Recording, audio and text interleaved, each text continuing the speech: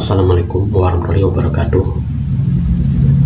Dengan penuh keinsyafan, mari kita bersama-sama menjelajahi makna hidup ini dengan bimbingan dan petunjuk Sang Maha Kuasa.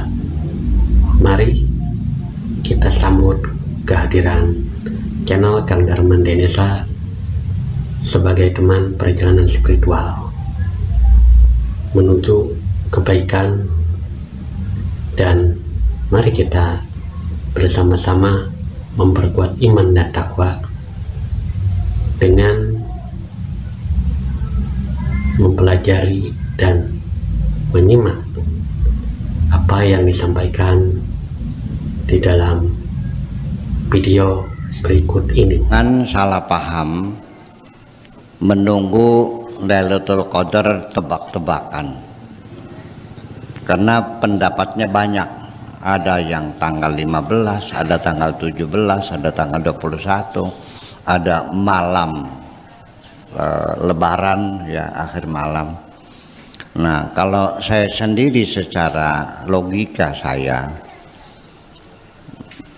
Quran diturunkan, ya kan begitu turun Nabi kan pulang, berarti kan khalwatnya sudah selesai, berarti kan akhir puasa, iya kan? Kalau tanggal 17 kan masih meneruskan sampai lebaran, kan 1 bulan Nabi khalwatnya. Itulah, tapi oke lah, terserah mau yang meyakini tanggal 17 boleh, 19 boleh, tapi juga ada yang mengatakan pada tanggal-tanggal ganjil, artinya bukan tanggal genap, ya, dari mulai 15, 17, 19, 21, 25 dan seterusnya. Jadi sebaiknya mah menunggu Lailatul Qadar itu ya kita mulai dari awal puasa aja, yang rajin ibadahnya, betul nggak? Ya, barangkali turunnya tanggal 5, ya kan? Akan tetapi sekalipun tahun ini mungkin Lailatul Qadar jatuh di Indonesia, ya, tetapi ketika malam Lailatul Qadar itu datang, tetapi ketika malam itu engkau sedang main gaple, ya nggak bakal dapat. Yang dapat yang sedang ibadah, yang sedang baca Quran, yang sedang taraweh, ya kan begitu, yang sedang berzikir, mungkin semacam itu. Jadi mulai sajalah. Kemudian juga sesungguhnya bagi saya ada yang lebih dari Lailatul Qadar, yaitu bagi orang yang komitmen seperti yang dijelaskan dalam surat Al-Kahfi, alladzina qalu rabbunallah tsumma istaqamu tatanazzalu alaihimul malaika. Alladzina qalu, orang-orang yang mengatakan rabbunallah, Tuhan kami adalah Allah, yang orang yang beriman percaya kepada Allah, tsumma istaqamu, kemudian dia istiqomah. Istiqomah itu ajeg, angger, konsekuen, konsisten, ya, tidak peleat-peleot, ya, tidak mencelek, sekali bilang merah ya merah selamanya, sekali bilang hijau ya hijau selamanya, ya, enggak bergeser. Itu dijanjikan oleh Allah, tatanazzalu. Nah, sedangkan Lailatul Qadar itu tanazzalul malaikatu. Tanazzalu dengan tatanazzalu hurufnya banyak mana? Nah, kalau tatanazzalu hurufnya banyak, malaikatnya banyak mana turunnya? Iya. Dan nanti kalau Lailatul Qadar hanya malam itu. Tapi kalau orang yang beriman dan istiqomah, yaitu setiap saat dikerumuni oleh malaikat-malaikat yang jumlahnya lebih banyak daripada malaikat yang turun pada malam Qadar ini. Itu aja persoalannya. Jadi ujung-ujungnya mah Lailatul Qadar itu apa sih? Ya, untuk memicu kita untuk rajin beribadah, itu aja persoalannya. Ya, dan pada akhirnya adalah keimanan dan istiqomah itu merupakan satu persyaratan. Kemudian urgensinya apa malam ini kita memperingati nuzul Quran? Saya kira banyak persoalan yang kalau kita bicarakan mungkin tidak cukup 3 bulan bicara nuzul Quran ini, karena sangat banyak sekali yang kita bicarakan. Malam ini kita fokus saja ingin melihat ya dari sisi tertentu, dari sudut tertentu, hikmah daripada nuzul Quran ini. Kalau seluruhnya nggak habis-habis. Termasuk juga pertanyaan saya ketika malaikat Jibril datang dan menyuruh Nabi untuk membaca Iqra. Pertanyaan saya, yang dibaca apa? Nggak jelas. Iqra bismi rabbikal ladzi khalaq, khalaqal insana min 'alaq, Iqra wa rabbukal akram alladzi 'allama bil qalam, 'allamal insana ma lam ya'lam. Yang dibaca apa? Begitu ayat berikutnya, kala innal insana la yatgha ar-ra'sa. Karena itu diturunkan pada kesempatan yang lain. Jadi yang dibaca apa? Apa itu yang dibaca? Iqranya.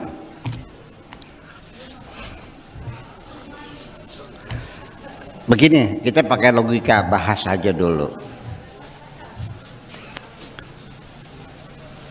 Pak Fakar, katakan, saya minta maaf. Katakan, saya minta maaf. Betul. Sekarang Pak Fakar, katakan, saya minta maaf. Pak Fakar bilangnya, katakan, saya minta maaf. Begitu caranya. Lah ya iya. Qul huwallah. Ya Allahu ahad, bukan qul lagi. Qul a'udzu birabbin nas. Ya a'udzu birabbin nas, bukan qul lagi. Semacam itulah kira-kira. Jadi artinya jadi masih menjadi tanda tanya. Yang dibaca apa? Nah, ini makanya kita mulai dulu kita bicara dari motivasi awal. Pertanyaan besar. Sesungguhnya Nabi Muhammad berkholwat, bertapa di Gua Hira, ya. Yang kita di Majelis Zikir Wamima ini punya tradisi bertapa. Itu bulan Dzulqa'dah sampai bulan Dzulhijjah, 40 hari di hutan gitu. Kalau di laut ini seminggu sekali, malam Sabtu saja. Bapak-bapak dan ibu-ibu yang hadir di sini, yang ikut istiqomah di sini, itu pasti masing-masing punya tujuan. Tidak mungkin orang datang, tidak mungkin orang berbuat apapun tanpa tujuan. Manusia itu adalah makhluk yang bertujuan, bukan binatang biasa. Manusia, apapun yang engkau lakukan, pasti engkau punya tujuan, betul nggak? Sekarang ada orang lewat, Pak mau kemana? Nggak tahu. Tujuannya kemana? Nggak tahu. Orang sehat nggak pikirannya? Mesti dia akan mengatakan saya mau ke pasar. Jadi Kanjeng Nabi Muhammad juga bertapa di Gua Hira. Itu tujuannya apa sebetulnya? Coba kita korek secara mendalam. Ada apa? Apakah seperti ibu-ibu datang ke sini dengan tujuan supaya cepat dapat jodoh? Atau bapak-bapak supaya warungnya laris? Atau juga datang ke sini sengaja supaya rumahnya laku dijual, atau juga ingin supaya dapat diterima jadi pegawai negeri? Ini masing-masing punya tujuan yang berbeda-beda. Kita tampung semuanya dan saya doakan semuanya moga-moga dikabul semuanya. Itu aja. Nah, tetapi Nabi Muhammad maunya apa? Dia seorang anak yatim piatu, ya, hidup sengsara, nggak ada yang sayang. Ya, sampai umur 25 tahun nikah dengan seorang perempuan yang bernama Khadijatul Kubra, perempuan mulia, kaya raya, tetapi dia janda dan pernah 2 kali jandanya kan. Nah, itu. Kemudian hidup dia tidak kekurangan sekarang. Istrinya kaya raya, saudagar, dan dia juga pernah jadi pegawainya. Kanjeng Nabi itu pernah menjadi pegawainya Siti Khadijah, pernah bawa dagangan Siti Khadijah ke Syam. Nah, saya kira setelah punya istri Khadijah, saya kira nggak kurang makan kok. Jadi tujuannya apa? Ini yang perlu kita korek. Ada tujuan tertentu yang sangat mulia, yaitu Kanjeng Nabi ingin melakukan perubahan di tengah-tengah masyarakatnya. Kenapa? Karena Nabi Muhammad melihat bahwa masyarakat Jazirah Arabia itu masyarakat yang tidak dilirik, yang terabaikan, daerah tertinggal, ya masih nomaden, hidup berpindah-pindah, ya rumahnya pakai tenda-tenda, hidupnya menggembala kambing, seboknya masih pakai batu, airnya serba kekurangan air, tandus, sehingga dua kerajaan besar blok timur yang dipimpin oleh Persia tidak melirik untuk menguasai kota Mekah. Romawi blok barat juga tidak melirik untuk menguasai Mekah. Ada apa? Nggak ada apa-apa kok. Ya, kabilah-kabilah yang tinggal di situ perang saudara yang tidak berkesudahan, berpuluh-puluh perang saudara, saling menindas, saling mengeksploitasi dalam keadaan yang sangat suram sekali. Disitulah Nabi punya cita-cita ingin melakukan perubahan, berjuang ingin membangun masyarakatnya. Disitulah dia merenung, mau bertanya kepada siapa? Ya tidak ada orang yang bisa diajak berdiskusi. Semuanya egoistis, semuanya serba, ya kan? Yang kaya menindas yang miskin, yang kuat yang mengijak yang lemah dan sebagainya. Dia hanya merenung sendiri kok. Paling-paling ya berdiskusi dengan istrinya kok. Ya, nah itulah maka dia menyendiri mencari ilham, mencari petunjuk dari Tuhan, apa yang harus aku lakukan untuk melakukan perubahan ini. Apakah untuk mensejahterakan masyarakatnya itu harus dibangun pertanian dulu, atau jembatan dulu, infrastrukturnya, atau bangun kereta api dulu, atau bikin lapangan terbang? Ya, ternyata ketika dia berkhalwat di Gua Hira meminta petunjuk ke Tuhan, datanglah jawaban Tuhan. Yang pertama kali untuk membangun umatmu, cerdaskan dulu umatmu itu. Karena bagaimanapun tidak bisa kita membangun umat dari melalui infrastruktur dulu, dari pertanian dulu, dari nggak bisa, dengan sistem dulu nggak bisa. Sebab walau bagaimanapun bahwa sistem apapun yang kita buat sekarang belum tentu relevansinya sampai anak cucu kita. Sistem yang kita buat sekarang sudah tidak cocok lagi untuk anak cucu kita. Itu yang jadi persoalan. Ya, nilai-nilai yang kita bangun akan bergeser semuanya itu. Ya, jadi tidak mungkin satu sistem itu berlaku abadi, semuanya akan bergeser. Tergantung modus operandinya, tergantung perkembangan, sangat kondisional sekali. Itu satu. Ditambah lagi, ketika masyarakat kita masih bodoh, uneducated, tidak berpendidikan, masih goblok, ya goblok, bodoh, sistem apapun yang kita buat pasti akan macet, tidak akan berjalan. Oleh karena itu, yang dibangun pertama kali ada intelektualitas, pendidikan dulu. Makanya Iqra, suruh belajar umatnya, suruh pinter dulu. Nanti kalau sudah pinter, nanti anak-anak kita nanti di kemudian hari mereka akan membuat sistem yang akan sesuai dengan tingkat intelektualitas mereka. Kalau mereka belum cerdas, masih bodoh, dengan transfer teknologi nggak akan bisa jalan.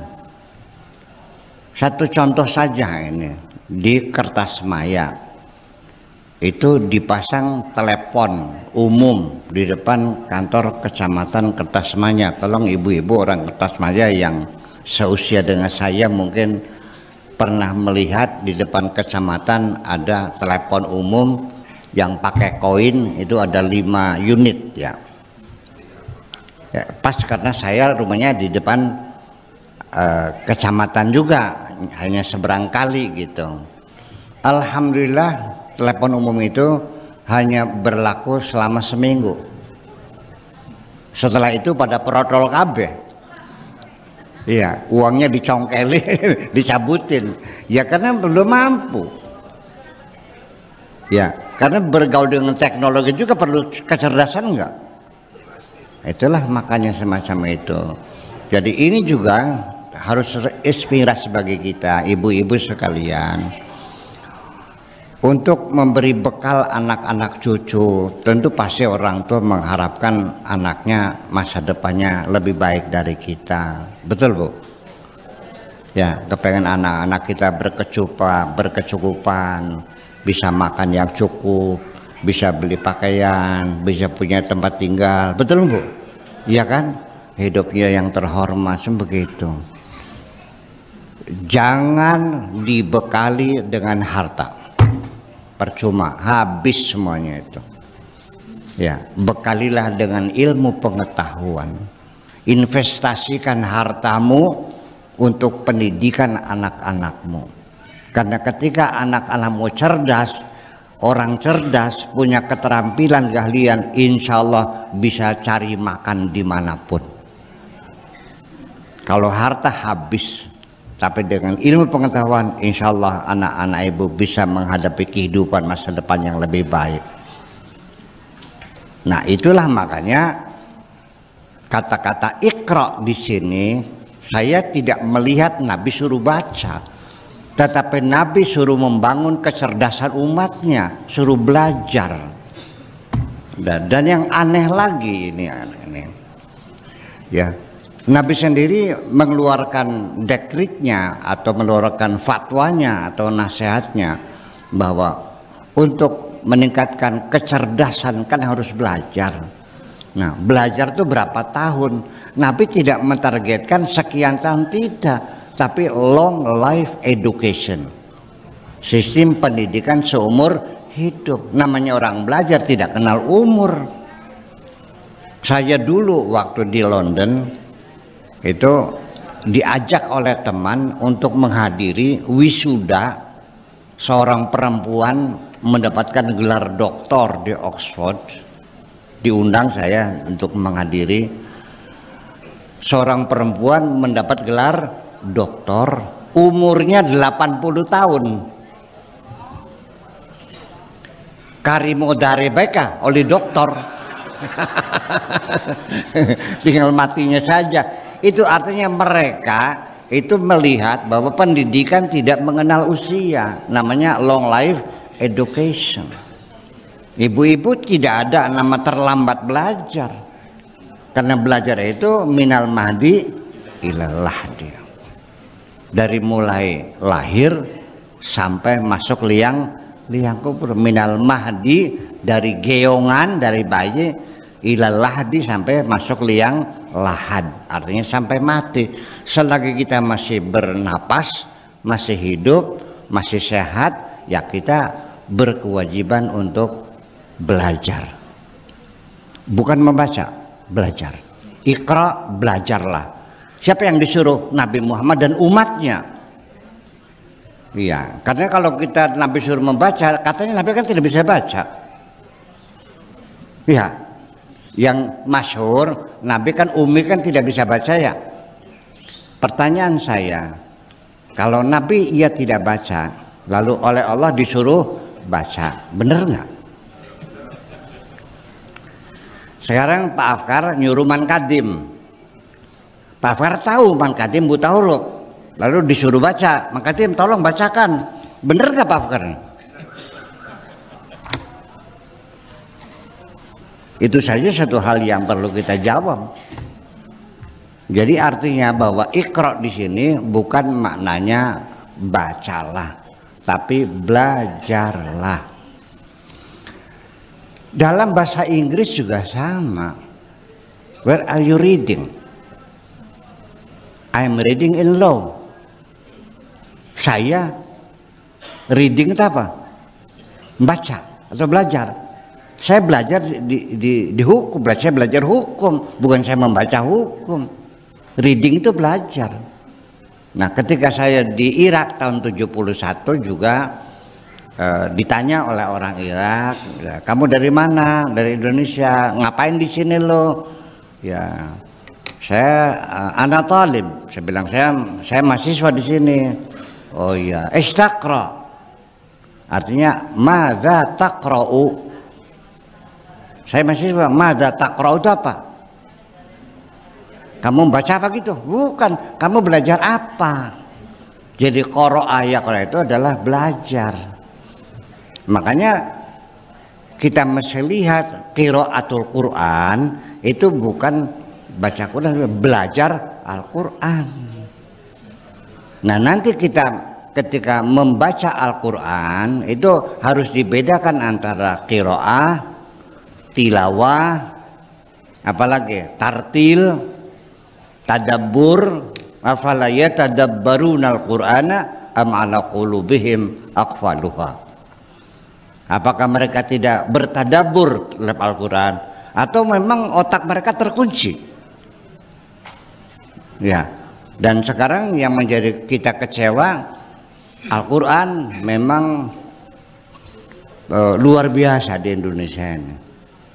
Ya, ada namanya musabaqah tilawah, yang dibesarkan tilawah, qiraahnya, tadaburnya, tartilnya adalah jadi persoalan. Jadi yang penting itu adalah qiraah, karena qiraah dapat pelajaran nantinya karena kita belajar. Nah itu. Kalau tartil bacanya pelan-pelan, ya. Warattilil Qur'ana tartila, jangan terburu-buru, jangan tergesa-gesa, bacanya sing ancer ya Mang Im. Bacanya pelan-pelan, yang tajwidnya betul. Kalau tadabbur itu perlu dengan eksperimen dan penghayatan. Kalau qiraat yaitu dengan memahami makna di balik itu, yang implisit, yang eksplisit dan sebagainya. Nah, itulah makanya. Jadi pada di penghujungnya bahwa Iqra itu bukan Nabi suruh baca, tapi Nabi suruh belajar.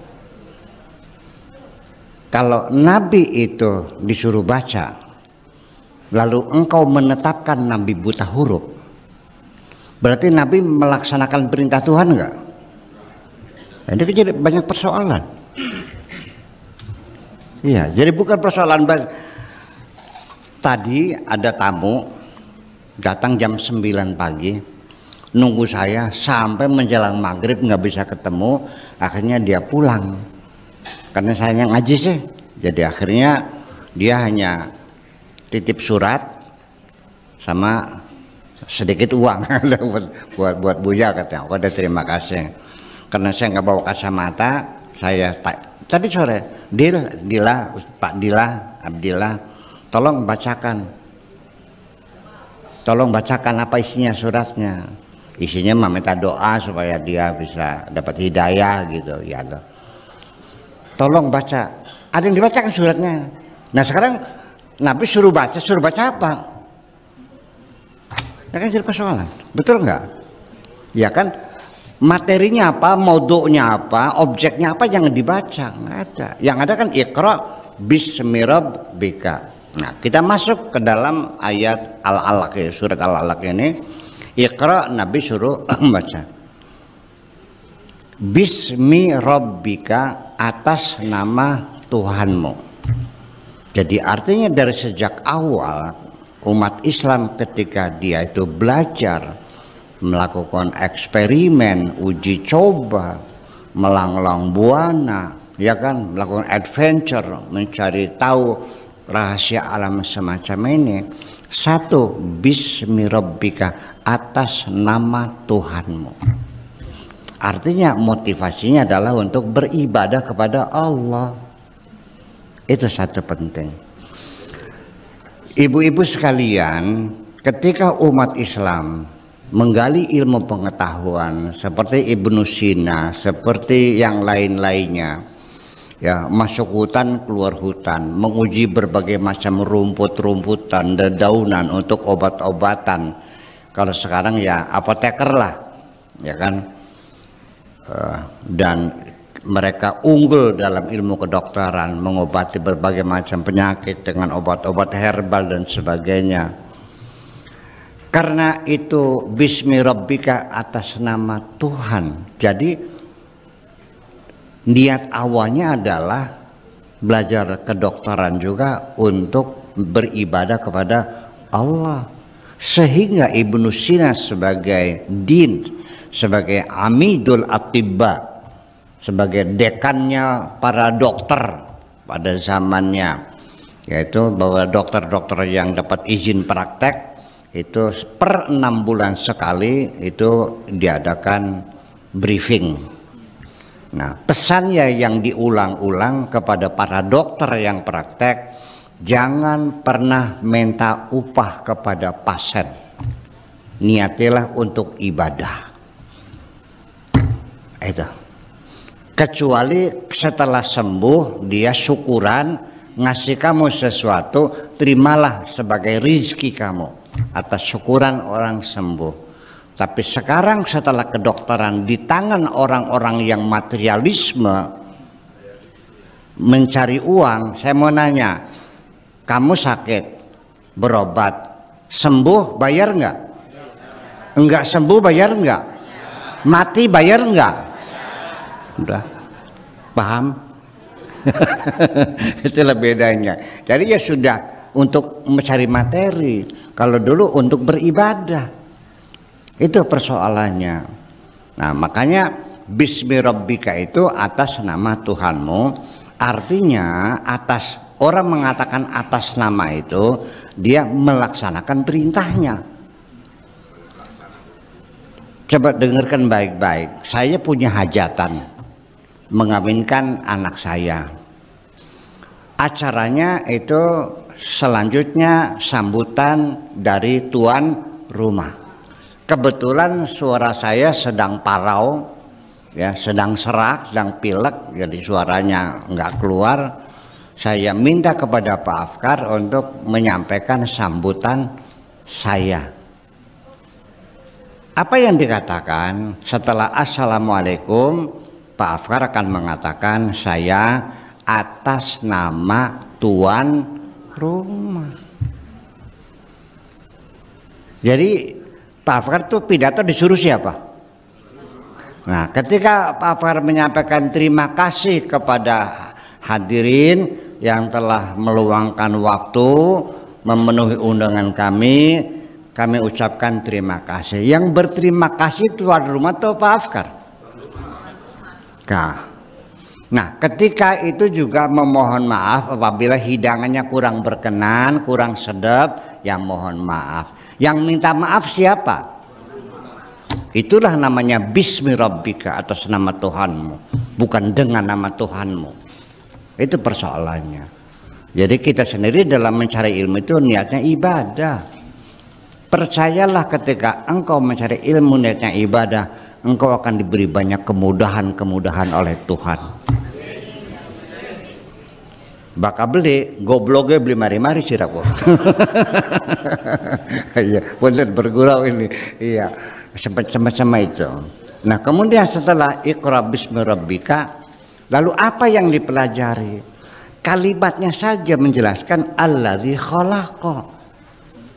Itu artinya maknanya yang kamu pelajari itu apa saja yang dicipta oleh Allah. Semut cipta siapa? Pelajari. Burung pelajari. Ikan di laut pelajari. Ya, batu, kayu, air, semuanya dipelajari.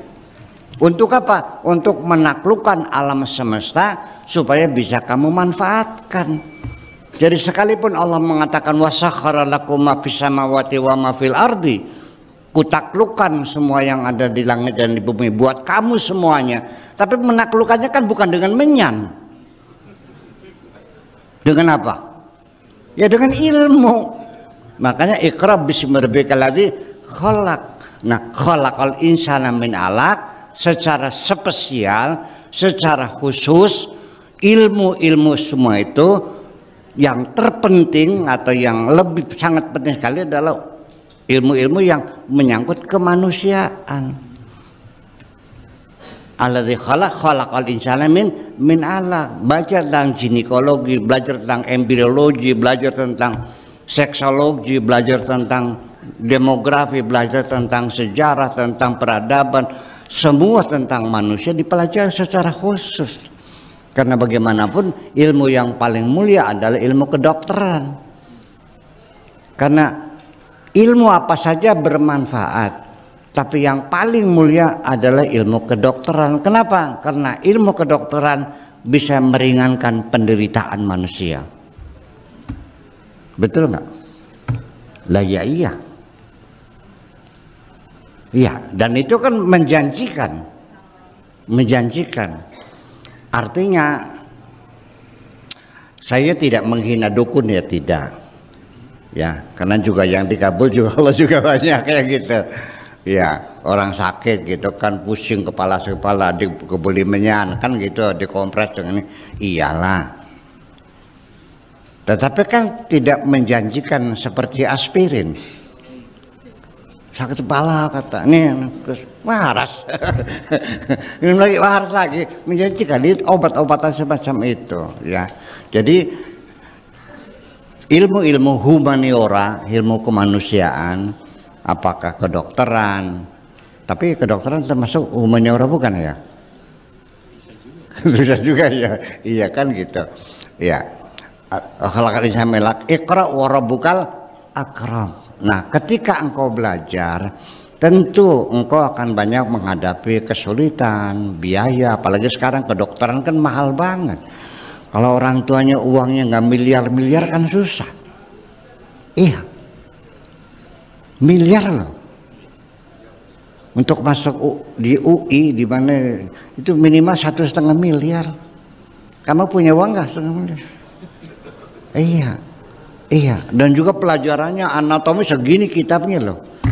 Iya, banyak sekali pelajarannya, saya tahu, iya kan.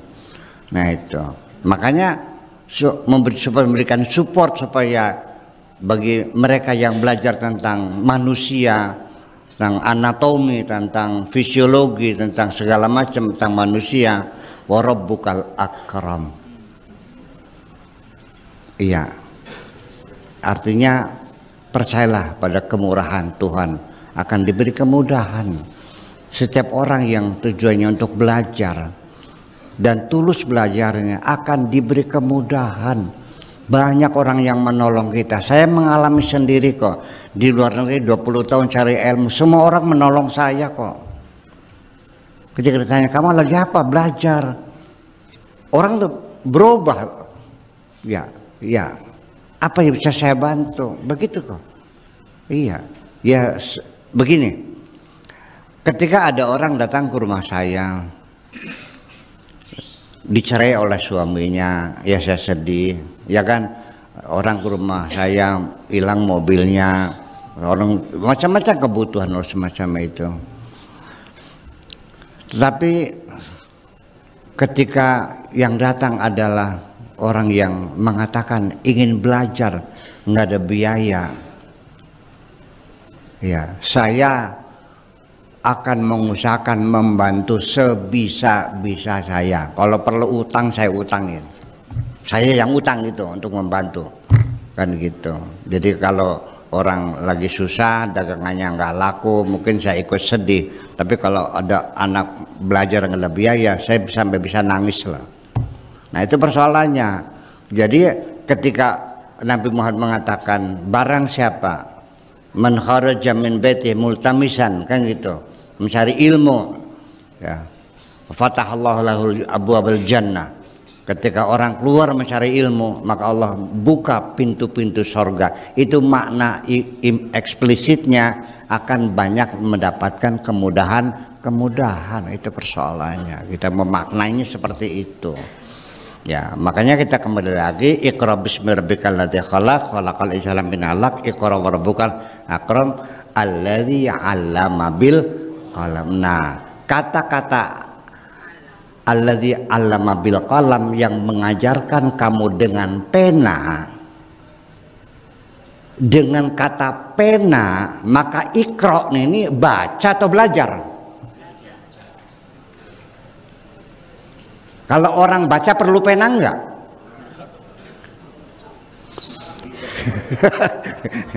Orang baca perlu pena enggak, Pak Haji Fuad? Enggak. Kalau papan tulis, kapur, pena, buku, belajar tak baca? Belajar.